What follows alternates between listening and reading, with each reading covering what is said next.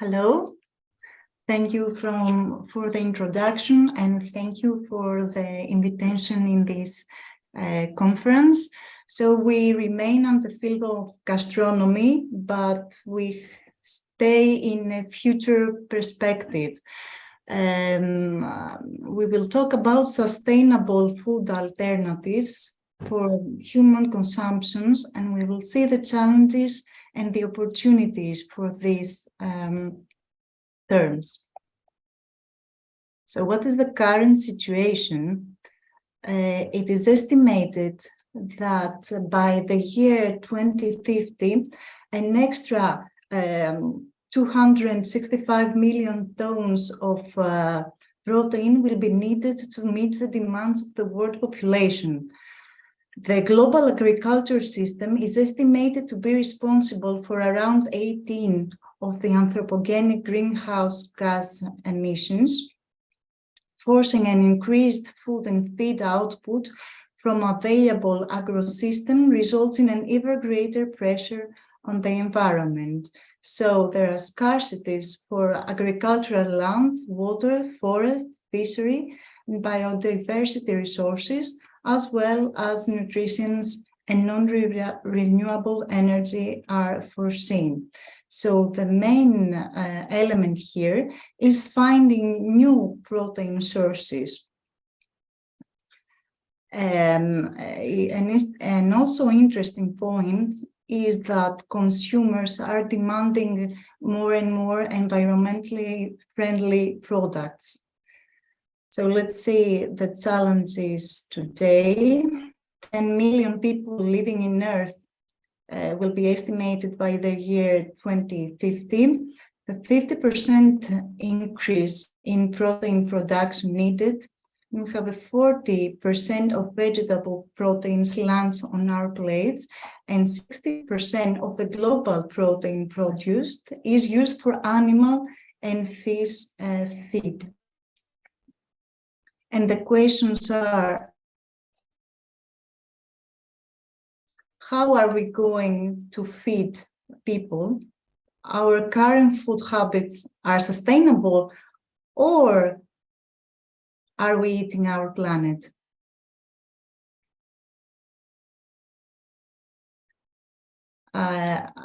Sorry. 28% of the, I'm sorry for that, 28% of the world populations is protein deficient. That means that there is a necessity for alternative protein sources. Over 1 million people today do not have access to the correct amounts of food, and the above number may increase in the future due to all the climate changes.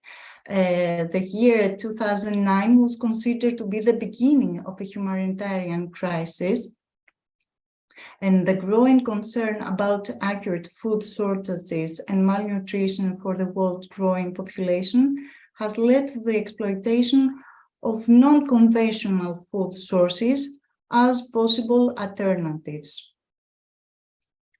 And let's see the malnutrition in numbers. 45% of deaths of children under 5 are number in low and middle income countries.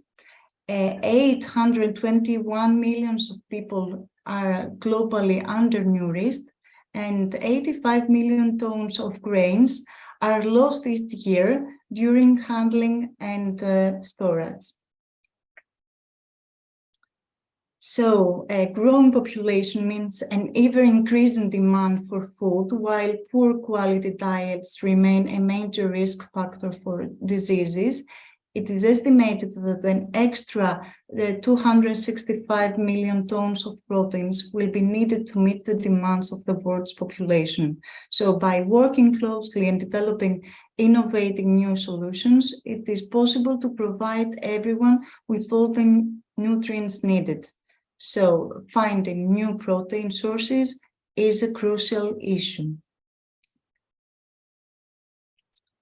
And what are the sources, the new sources, let's say, of protein? Pulses, insects, microalgae, upcycling wastes, and meat alternatives. We will begin with pulses that remains, the insufficient protein remains a cause of poor nutrition in the developing world, with low protein intake leading to loss of body mass and muscle strength, and in severe cases it leads to problems in growth in children. Pulses are an excellent and versatile source of proteins and technology and can help maximize their potential. There are very good source of protein from 21 to 25%, source of carbohydrates, dietary fiber, vitamins, minerals, and phytochemicals. It's also called as plant-based meats. So pulses are considered to be good for the planet as they have a low carbon footprint and they enrich the soil. Some facts and figures about pulses. 265 million tons are the minimum estimated amount of plant proteins needed annually to feed the world population in the future, and the 2/3 of vegetable proteins are produced agriculturally every year, and it's currently fed to livestock rather than people. Another issue are the plant-based meat products. When we say plant-based, we refer to products made from plants that are alternatives to animal-based products. So the concept of plant-based meat is not a modern development, but we can say that it has steadily increased for centuries. Examples that existed over the centuries are tofu, which is condensed soya milk pressed into blocks, tempeh, which is the traditional Indonesian food made from fermented soya beans, seitan, which is known as the wheat meat. Some vegetarian meat alternatives are also based on centuries in old recipes from rice, from mushrooms, that are flavored mostly with different finishes in order to taste like chicken, like beef, like lamb, or other alternatives food. Other alternatives are used modified defined peanut flour like the yuba, which is the dried skin form from the soya milk, and other alternatives are include mycoproteins such as corn, which are products that are already in the market. Another interesting issue here is entomophagy, eating insects. Is one way to supplement protein in a diet with reduced resource and energy intensity per land area. In some parts of the world, like Africa, Asia, Central and Southern America, this is not a new story, but it is a part of a tradition of their diet.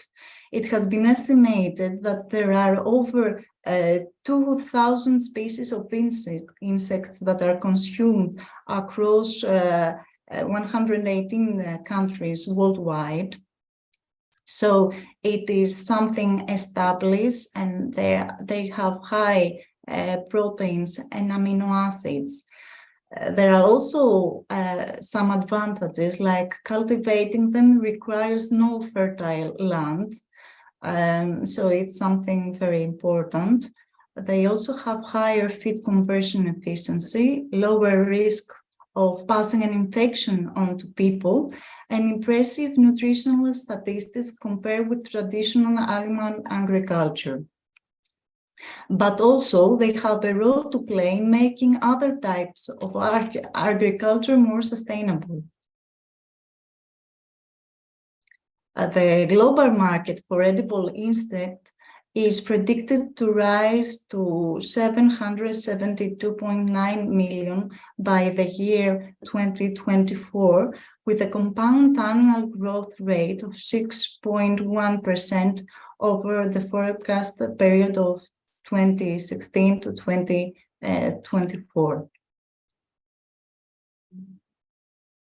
And we can see some of the gastronomy based on the entomophagy. So why insects? The use of insects as foods and feed has many environmental and health and also social benefits. The production of greenhouse gases by most insects is likely to be lower than that of the other animals feeding. Insects provide high-quality proteins and nutrients comparable with meat and fish.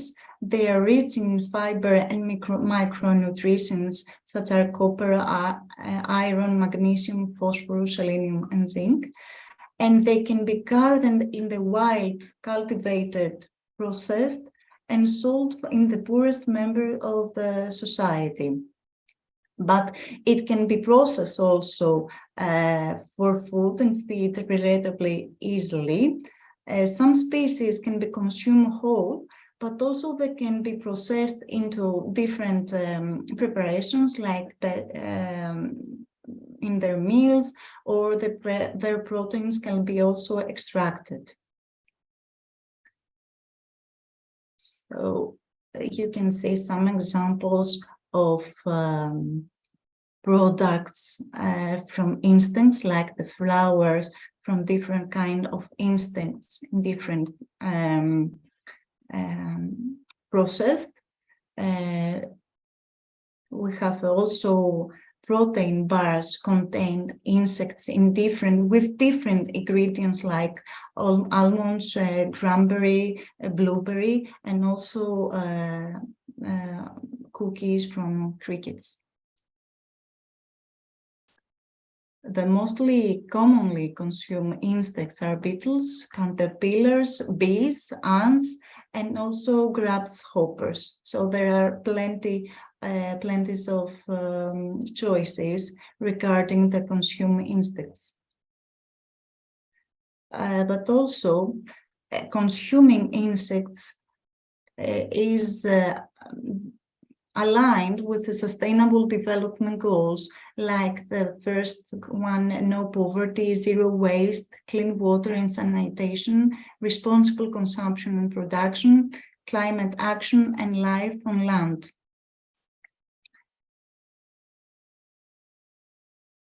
So we talk about microbial protein, which refers to dead and dry cells of microorganisms such as yeast, bacteria, fungi, algae, which grow on different carbon sources. And it's also referred as single-cell protein, and has been proposed as one of the possible alternatives to fulfill the growing global protein demand.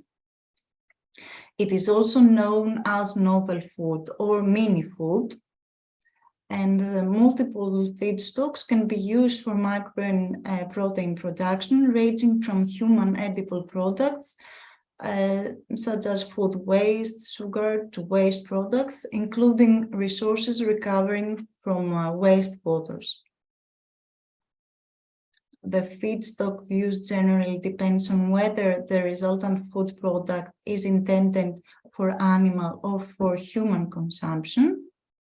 And additionally, a variety of microorganisms can be cultivated in order for microbial protein to be produced, including bacteria and fungi. So some examples from the waste, upcycling waste is, so food waste, it is already mentioned, is an alarming concern related to both the food system and climate. So there are initiatives that range from manufacturing side stream waste like fruit peels or byproducts for grain milling, or winery byproducts that have numerous potential among the various microorganisms that can be suitable for the synthesis in order to proceed to fermentation. So the sources of microbial protein can be yeast, bacteria, algae, and fungi. And the advantages of this kind of proteins is that it is not seasonal and it doesn't depend on climate condition. It does not require a large area of land. It has a low fat content and a higher carbohydrate to protein ratio than feed. It can be cultivated using waste. And of course, it is environmentally friendly as it is also helps in waste recycling. It has a high content protein content, fats, carbohydrates, nucleic acids, vitamins, water, and minerals. It is rich in essential amino acids such as lysine and methionine, which are limited in most plant and animal food. And the composition of microbial protein depends on the nature of the substrate and also on the microorganism that is used. From yeast and fungi has almost 50 to 55% protein and has a high protein carbohydrate ratio. It also has a very good balance of amino acids and high percentage of vitamin B.